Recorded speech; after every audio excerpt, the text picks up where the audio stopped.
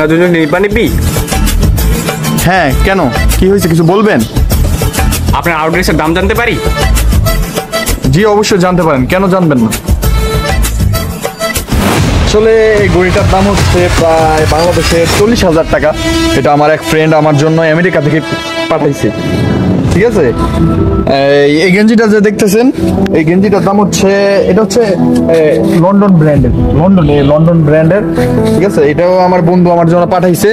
এটার দাম হচ্ছে বাংলাদেশের 1.5 লাখ টাকা, ঠিক আছে। এই বেল্ট যেটা দেখতেছেন এটা হচ্ছে লাক্সারিয়াস কোম্পানির, ঠিক আছে। এটা হচ্ছে লাক্সারিয়াস কোম্পানির। এটা আমার মানে শুধু আমাকে পরার জন্য আমার বন্ধু এই বেল্টটা তৈরি করছে, ঠিক আছে, তার কোম্পানিতে।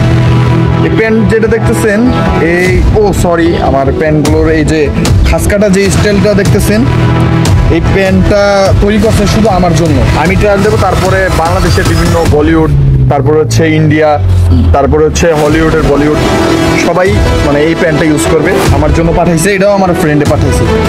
এই জুতাটা যেটা দেখতেছেন, ঠিক আছে, এই জুতাটা হচ্ছে ডিয়ার কোম্পানির। তারা ফুটবল তৈরি করতো, কিন্তু আমি মানে তাদের বলছি, আমার এক ফ্রেন্ড আছে ওখানে, তারই কোম্পানির আর কি। তারা আমি বলছি যে আমার তো একটা জুতার প্রয়োজন, তারপরে সে আমাকে এই ডিয়ার কোম্পানিতে শুধু ফুটবলই তৈরি করে, কিন্তু সে আমার জন্য এই জুতাটা পার্সোনালভাবে তৈরি করে দেয়। এক টোটাল হিসাব করতে গেলে আমার প্রায় 10-15 লাখ টাকার জিনিসপত্র আমার শরীরের ভিতরে আসছে, কিন্তু আমি আসলে শো অফ করি না, ঠিক আছে, আমি বলি না, কাউকে বলি না। A few moments later.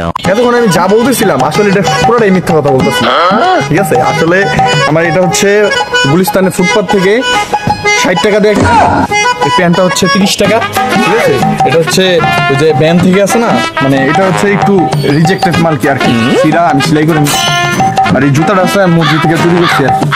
এই জুতাটা মসজিদ থেকে চুরি করা, এটা কার আমি বলতে পারবো না, তো মসজিদ থেকে চুরি করা। আর এই বেলটা হচ্ছে ওই দিন জালান দিয়ে চুরি করতে গিয়া ধরা খেয়েছিলাম, মাইর খেয়েছি, কিন্তু আমি শিকার যাইনি, ঠিক আছে। টোটালি হিসাব করতে গেলে আমার এই গার্লফ্রেন্ড আছে না, এটারও ভাড়া করে আনা, ঠিক আছে। এটার মাঝে মধ্যেই ভাড়া টাড়া করে আনি আমি, ঠিক আছে, একটু ঘোরা টাইম পাস করার জন্য। সবাই বলে যে গার্লফ্রেন্ড নাই, গার্লফ্রেন্ড টাইম পাস করার জন্য।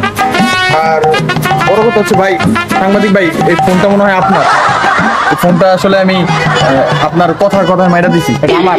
ও সরি, এটা ক্যামেরাম্যান আপনার, সরি ভাই, মিস্টেক হয়ে গেছে।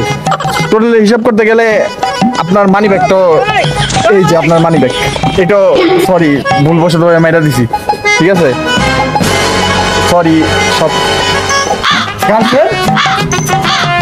গার্লফ্রেন্ড কোথায়?